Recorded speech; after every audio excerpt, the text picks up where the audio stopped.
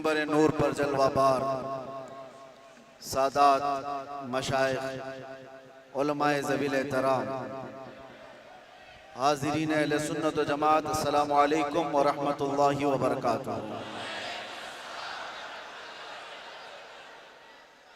अल्हम्दुलिल्लाह अल्हम्दुलिल्लाहिल हन्नानिल मन्नान अल्लज़ी खलक़ल इंसान व अल्लमहुल बयान वस्सलातु वस्सलामु अला रसूलिही सय्यिदिल इंसी वल जान व अला आलिही व अस्हाबिही ज़विल खैरि वल इहसान, अम्मा बअद। फ़अऊज़ु बिल्लाहि मिनश शैतानिर रजीम, बिस्मिल्लाहिर रहमानिर रहीम। अन्नबिय्यु औला बिल मुअमिनीन मिन अनफुसिहिम, सदक़ल्लाहु मौलानल अज़ीम। बारगाह रिसालत मुआब सल्लल्लाहु तआला अलैहि वसल्लम की दुरूद पाक का हदिया पेश कर ले। अल्लाहुम्मा सल्लि अला सय्यिदिना मुहम्मद मअदनिल जूद वल करम व आलिहि व अस्हाबिहिल किराम व इब्निहिल करीम व बारिक व सल्लिम सलातन दाइमतन सरमदन अबदा। फिर के गली गली तबाह ठोकरें सबकी खाई क्यों, दिल को जो अक्ल दे खुदा तेरी गली से जाए क्यों। अब तो न रोक ऐ गनी आदत सग बिगड़ गई, मेरे करीम पहले ही लुक़मे तर खिलाए क्यों। जान है इश्क़ मुस्तफ़ा रोज़ फजू करे खुदा, जिसको वो दर्द का मजा नाज़े दवा उठाए क्यों। अल्लाह तबारक व तआला आपकी ये मोहब्बत व अकीदत को सलामत रखे। मैं बहुत देर से देख रहा हूँ हर कोई किसी को बिठा रहा है, और मैं ये भी महसूस कर रहा हूँ बैठे तो बेचारा कोई बैठे कहाँ। जो जिस हालत में खड़ा है, जैसे है उसी अंदाज में खड़ा रहे। हजरत मौलाना इलियास काजी साहब मुझसे कह रहे थे आज यहाँ ऐसा लग रहा है कि जैसे शबे कदर है। मैं उनसे ये कहता हूँ हुजूर पाक सल्लल्लाहु अलैहि वसल्लम के नामूस की जहाँ बात हो, हजारों शबे कदर से भी अभी शबे कदर मिली है मेरे मुस्तफ़ा की बरकत से। सारी बरकतें उस हस्ती पाक की हैं। आबरू मां ज़नाम मुस्तफ़ा, हम सब की इज्जत और आबरू उस नाम पाक से वाबस्ता है। और इसीलिए हम बार बार ये कहते हैं वो जो न थे तो कुछ न था, और वो जो न हो तो बस। यही अकीदा भी है और यही जिंदगी भी है। वो जो न हो तो कुछ न हो। इसलिए मेरे अजीजों, एक और बात जिसकी वजाहत भी कर दूं। लोग आज दो दो पोस्टर मेरे पास भेज कर कह रहे थे कि उधर भी है इधर भी है। कैसे प्रोग्राम?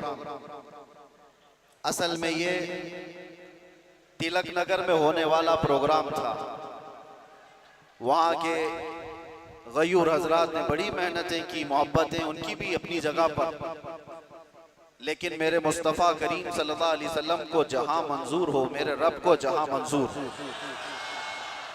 बात वहीं की जाती है। शायद गुरदल्ली वालों का खिंचाव ज्यादा हो। वैसे तो यहाँ पर रेशम का काम करने वाले ज्यादा हैं। बनारसी हजरात को मैं अच्छी तरह से जानता हूँ। इश्क़ रसूल के मामले में वो इतने नरम रेशम भी नहीं है, रस्सियों से मजबूत है। आज कुछ उनके मामलात की वजह से, जगह की किल्लत की वजह से, परमिशन के मामलात में इधर मूव हो गया। बहरहाल ये हालात के एतबार से इधर से उधर हो जाए, कहीं पर भी हो जाए, बात तो उस नबी पाक की जहां से भी की जाएगी गूंज कर रहेगी इंशाअल्लाह। और मुझे पता है हम उस मुल्क में जी रहे हैं जहां अफगानिस्तान का तालिबान मेहमान बन सकता है, और हिंदुस्तान में जन्म लिया सलमान नहीं आ सकता। ये मुनाफिकत है और मैं खुलकर बोलता हूं। वैसे मुझे बयान शुरू होने से पहले ही मस्जिद के आपके सदर साहब ने कान में कहा आपके ऊपर कोई पाबंदी यहाँ पर नहीं है, आप जो चाहे जितना चाहे बोल सकते हैं।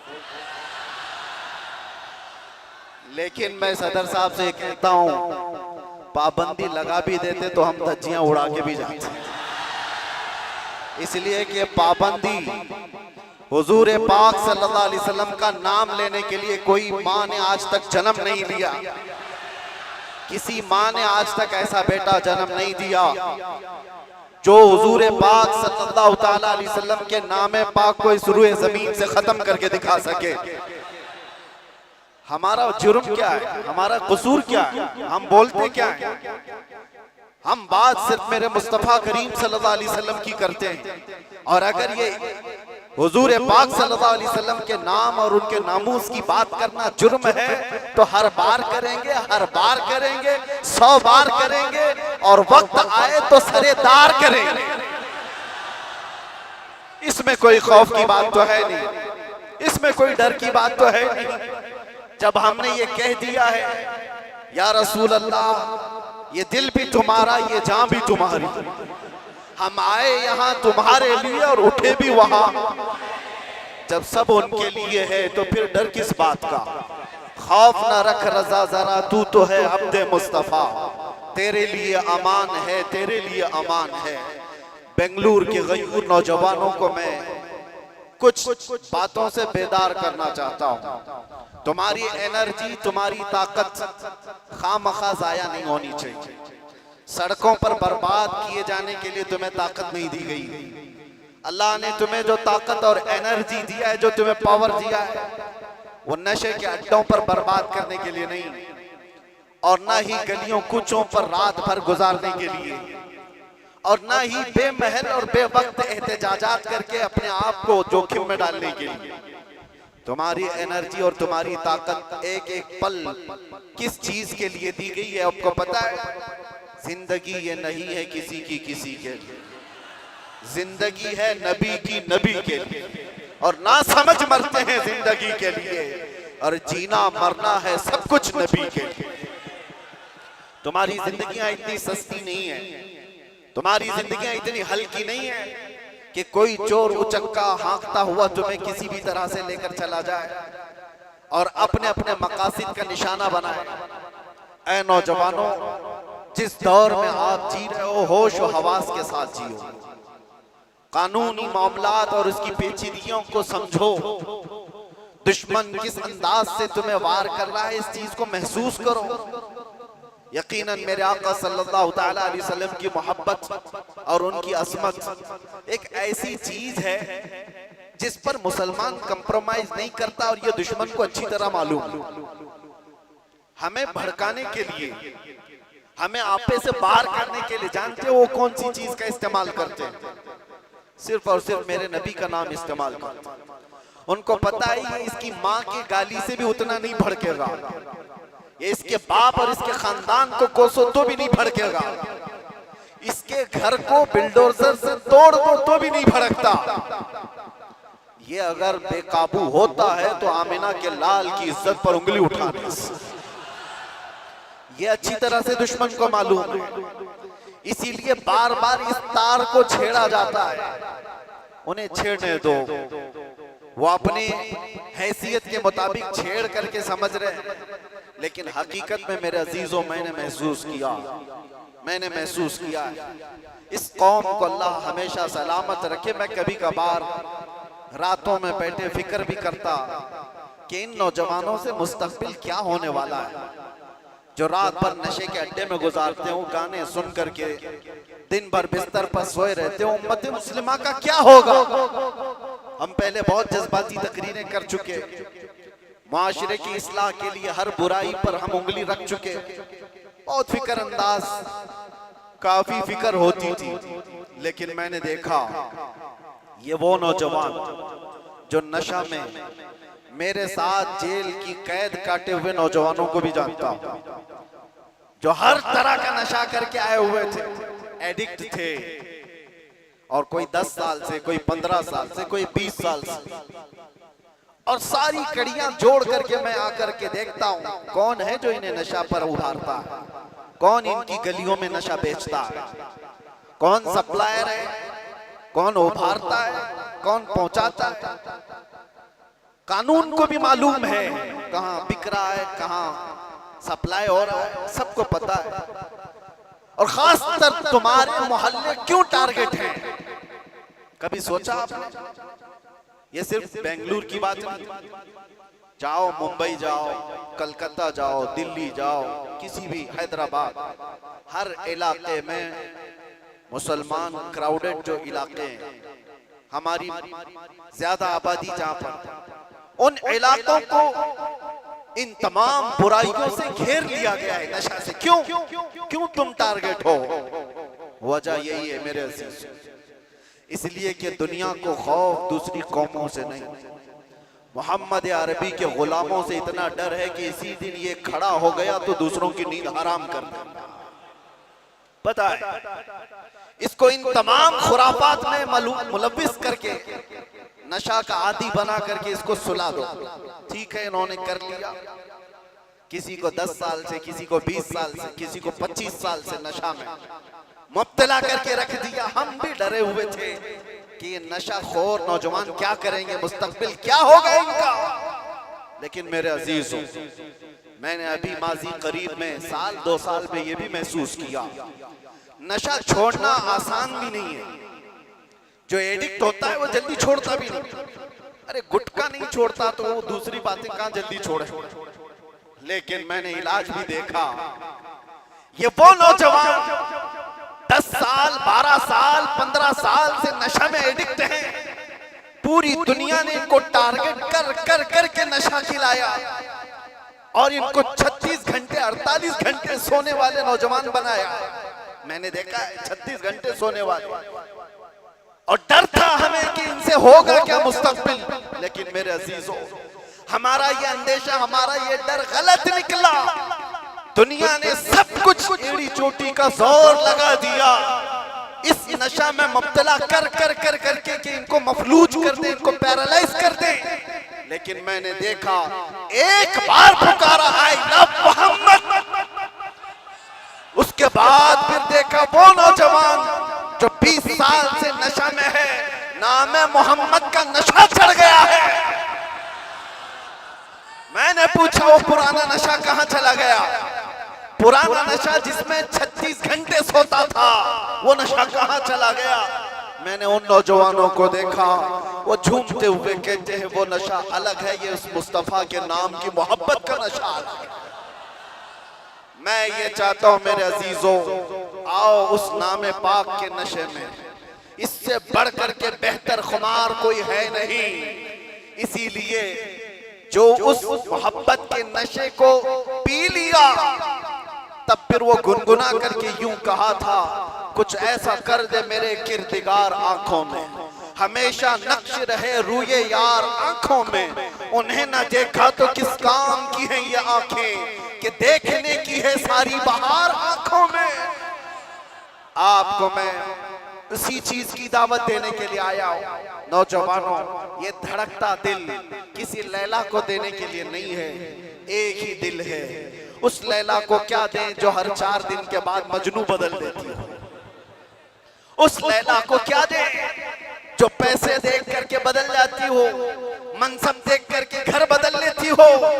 हम उस दरबार में अपने आप को डाल दें जहां के मुतालिक ये कहा, जब तक बिके न थे तो कोई पूछता न था।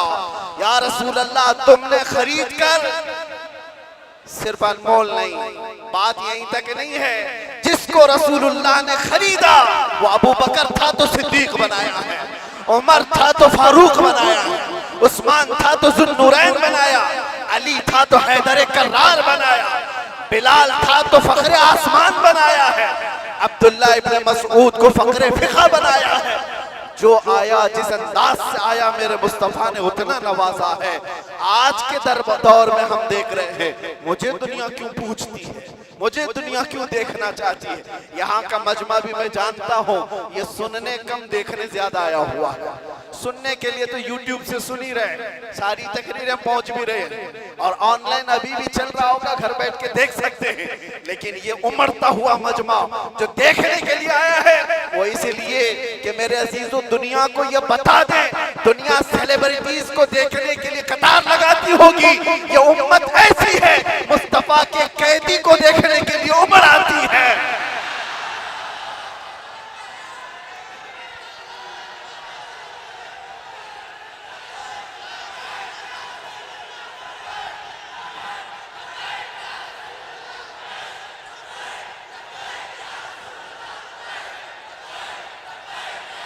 वरना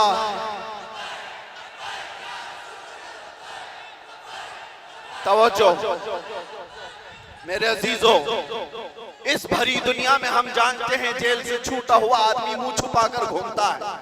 लोग क्या बोलेंगे, जेल से आया है ना, हम जाने में मुंह छुपाए थे ना आने में मुंह छुपाए। अरे वो छुपा करके वो जाए जो चोरी करके गया हो, जो डकैती करके गया हो, रेप केस में अंदर गया हो, माल खा करके अंदर गया हो, वो क्यों मुंह छुपाए जो लब्बैक या रसूलुल्लाह क्या कर गया हो। आपके लिए भी मैं कह रहा हूं, मुंह छुपाने की नहीं, ये मुंह उठाने का वक्त है, उठाने का वक्त है।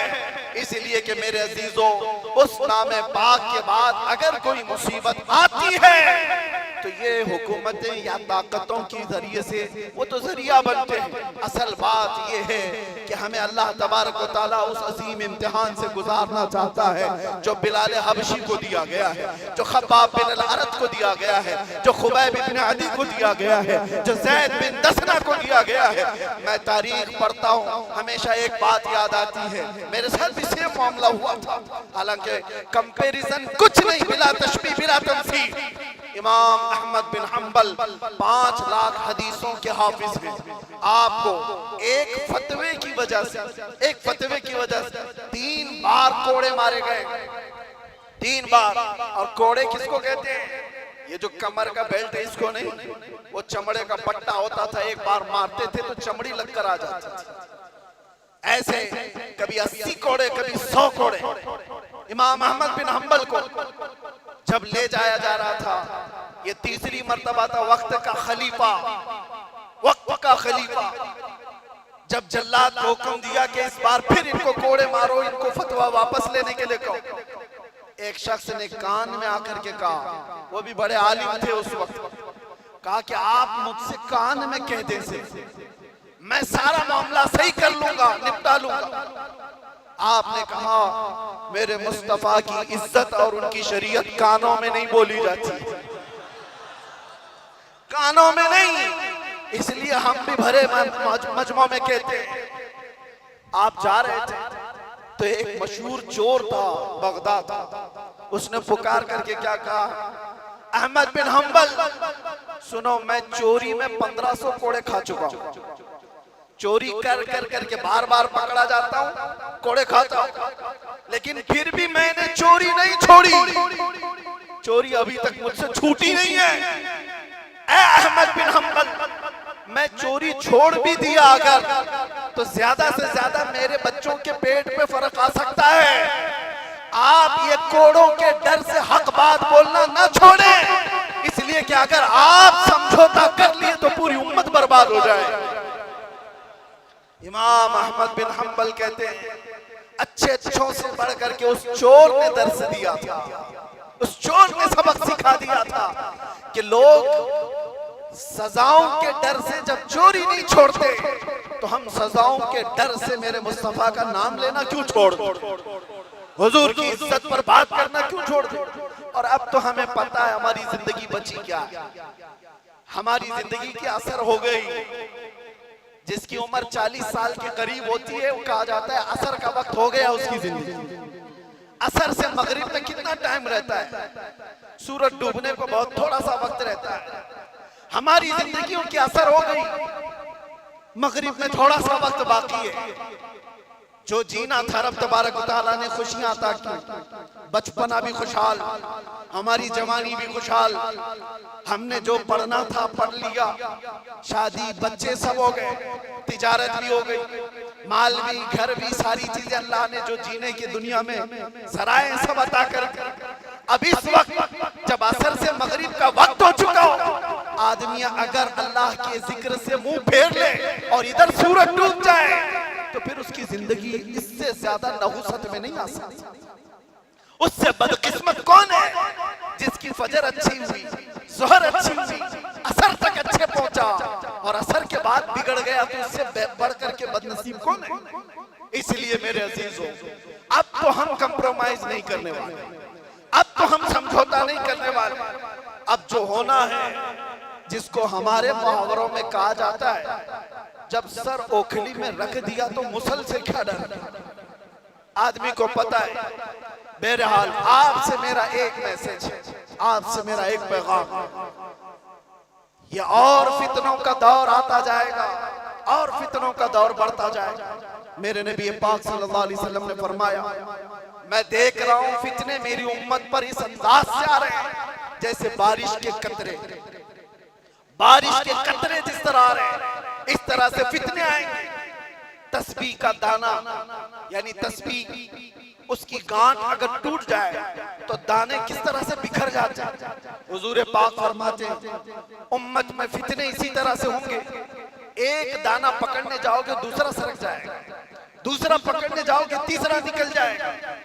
तुम एक फितने से निकल करके आ रहे होगे, दूसरा सामने होगा और तुम ये कहोगे इससे बड़ा फितना तो मैंने देखा ही नहीं, जबकि उसके बाद फिर फितना आएगा। हुजूर फरमाते उसको देखकर फिर कहोगे तुम इससे बड़ा तो मैंने देखा ही नहीं। इस दौर में हम जिंदगी गुजार रहे हैं। हर आने वाला दिन एक नया फितना लेकर के आएगा। इसी जमाने के मुतालिक मेरे मुस्तफा सल्लल्लाहु अलैहि वसल्लम ने फरमाया, तुम्हारा ईमान पर कायम रहना इतना मुश्किल हो जाएगा जितना हथेली में अंगारा लेकर खड़ा होना मुश्किल हो जाएगा। आग का अंगारा लेकर आदमी हथेली में खड़ा हो सकता है, इतना ही मुश्किल हो जाएगा। मैं देख रहा हूं उस दौर को, लोग हवाओं में ईमान बेच देते। आज जिसकी हवा देखा उसकी बोली बोलना शुरू कर दिया। इधर आंधी चल रही है, उसके पीछे भाग गए। इसीलिए हुजूर पाक सल्लल्लाहु अलैहि वसल्लम ने यह भी फरमाया था कि ताकत की बोलबाला ऐसा होगा कि लोग उसी को सब कुछ समझ रहे होंगे। आज वही है, ताकत, हुकूमत, सत्ता जिसके पास है, लोग ये समझते हैं उनके साथ ही रहने में भलाई है, उनके साथ ही रहने में भलाई है कि कुछ उनका छूटा हुआ झूठा खाने को मिल जाएगा। मेरे अजीजों, ये ईमान की अलामत नहीं। हुजूर ने ये भी फरमाया, दज्जाल जिस वक्त जमाने में आएगा, दज्जाल उस वक्त का हाल ये होगा, हजारों की तादाद में लोग ईमान छोड़कर उसकी फौज में शामिल हो जाएंगे। और हुजूर ने फरमाया, दुनिया शुरू होने से लेकर कयामत तक उससे बड़ा कोई फितना नहीं। वो दौर भी आने वाला है। उस दौर की अलामत में क्या बताया मेरे आका ने? इरशाद फरमाया, सच को झूठ बना दिया गया होगा और झूठ को सच बना करके पेश किया जा रहा होगा। क्या आज ये पूरा निजाम कायम नहीं है? ये सारा मीडिया ये दज्जाली निजाम पर चल रहा है। ये सब दज्जाल के चेले जितने भी बैठ करके भोगते, जो सच्ची बात होगी उसको ऐसा तोड़ मरोड़ करके बयान करो कि वो झूठी लगने लगे, और झूठ को इतना सजाओ, इतना बोलो कि सच लगने लग जाए। आज उस दौर में तुम जी रहे हो। कितने बड़े बड़े चैलेंजेस हैं तुम्हारे पास, कितने बड़े बड़े चैलेंजेस हैं। ईमान पर कायम रहना मुश्किल हो जाएगा। इन हालात में अब आला हजरत क्या फरमाते हैं? इरशाद फरमाते हैं, जब ऐसे हालात होंगे, उसको कहा गया है सूना बन है, सोना जहर है। सोना पास है, सोना बन है, सोना जहर है। उठ प्यारे, 3 बार फरमाया आला। सोना पास है तेरे, सोना क्या है? गोल्ड तेरे पास है। सोना बन है, बन कहते हैं जंगल को। सोना जंगल सुना होगा नाम, वीरान है, बिल्कुल आवाज ही नहीं है, सोना जंगल है। सोना पास है, सोना बन है, और ऐसे वक्त में सोना जहर है। समझ में आई बात? 3 बार सोने का लफ्ज इस्तेमाल किया और तीनों में अलग अलग माने। सोना पास है, सूना बन है, और सोना जहर है उठ प्यारे। तू कहता है मीठी नींद है तेरी मथी निराली, शहद दिखाए जहर पिलाए, कातिल डाइन शोहर खुश, इस मुर्दार पे क्या ललचाए दुनिया देखी भाली। आज उसी दौर में हम जी रहे हैं, शहद दिखाए जहर पिलाए। तुम्हें जितना सजा सवार करके दिखाया जाता है ये असल दुनिया नहीं है नौजवान। मैंने ये सारी तमहीद इसलिए बांधी कि तुमको हाँक रही है दुनिया किस तरफ। तुम टेलीविजन पर थिरकने वाली तस्वीरों को देखकर फिदाई बन गए। तुम सोचने लग गए कि ये बड़ा स्टार आदमी है, ये हीरो है, एक्टर है, ये कोई एक्ट्रेस है, इसके पहने हुए कपड़े, इसका बनाया हुआ हेयर स्टाइल, इसके चलने के अंदाज, इसके खाने के अंदाज, इसने अगर किसी चीज की एडवर्टाइज की तो उसको लेकर पड़े जाना। ये दुनिया की दिखाई हुई परदेसी नींद पर जिसके पीछे तुम पागल हुए जा रहे हो, ये वही दुनिया है जो शहद दिखा रही है और जहर पिला रही है। असल में मामला ये है मेरे अजीजों, तुम्हें इस वक्त जगाना हमारी बहुत बड़ी जिम्मेदारी है, बहुत बड़ी जिम्मेदारी है। तुम इस जादू को समझो, इस जादू को समझो जो दुनिया तुम्हें खींच रही है, क्या बनाना चाहती है। मैं साफ लफ्जों में अगर कहूं तो तुम्हें क्या बनाना चाहती है। एक नौजवान को देखा, कानों में बालियां, हाथ में चूड़ी और बालों में चोटी भी। हमने देखा अच्छा खासा नौजवान बन क्या गया, ना मर्द दिखता है ना औरत दिखता है। दुनिया तुझे तीसरी मखलूक बनाना चाहती है और तू शौक से इसके पीछे भाग रहा है। कभी सोचा भी नहीं औरतों को क्या बनाना चाहती है। पूरे जिस्म का लिबास हटा दे, बस कपड़ों के टुकड़े ऊपर और नीचे लगा दे, और इसको ये कहते हैं कि दुनिया का सबसे बेहतरीन फैशन है। अगर नंगा रहना फैशन है तो भैंस ज्यादा फैशनेबल है, हो तो कुछ भी नहीं पहनती। जानवर सबसे ज्यादा फैशनेबल है, नंगे रहने को फैशन कहा जाता है। सोचो मेरे अजीजों, मैं ये बातें क्यों कह रहा हूं। वो निजाम भी मैं देख करके आया जहां भाई बहन की शादी को आज जायज करार दिया गया। हुकूमतों से लोग लड़ रहे हैं कानूनी हक लेने के लिए। इटली में, नेदरलैंड में लोग ये कानून पारित करवाना चाहते हैं कि भाई बहन से शादी करने की इजाजत दी जाए। अब तो दुनिया की कितनी ऐसी हुकूमतें जो होमोसेक्सुअलिटी को पूरी तरह से अलाउ करके रखी हुई है। मर्द मर्द से शादी कर सकता है, औरत औरत से निकाह कर शादी कर सकती है, माँ बेटे के साथ चाहे तो रह सकती है, बाप बेटी के साथ चाहे तो रह सकता है। इसको फ्रीडम कहा जाता है। मेरे अजीजों, जानवरों से भी ज्यादा जलील तुम्हें बनाना चाहती है ये दुनिया। इसलिए मैं कह रहा हूं, उठो वो घर न हश्र न होगा फिर कभी। दौड़ो के जमाना चाल अपनी चल गया। तुम्हारे पास अब एक ही इलाज है, एक ही इलाज है, एक ही इलाज है। तुम कहां कहां से बच पाओगे इनके वार से। तुम्हारे घरों में जो टेलीविजन है, सोचते थे पहले कि टीवी चालू करेंगे तो नंगे नाच होंगे। अब वो जमाना भी गया। इस दुनिया ने तुम्हारे हाथों में पहुंचाया। तुम्हारे हाथों में नहीं बल्कि तुम्हारी उंगलियों के एक टच में जितनी गंदी फाहिशा चीजें देखना हो सब देख सकते हो। तुम्हारी आंखों की हया खत्म, तुम्हारे दिल का सुरूर खत्म, तुम्हारे रूह का नूर खत्म, सब चीजें छीन ली गई। और तुम कहां कहां बच पाओगे, कहां कहां बच पाओगे, कैसे कैसे इन वारों से बच सकते हो। एक ही इलाज है, एक ही इलाज है जिसको इकबाल ने 10 साल अपनी मेहनत के बाद कहा था। वो इलाज ये है कि मोहम्मद से वफा तूने तो हम तेरे हैं। ये जहां चीज है क्या, लोहो कलम तेरे।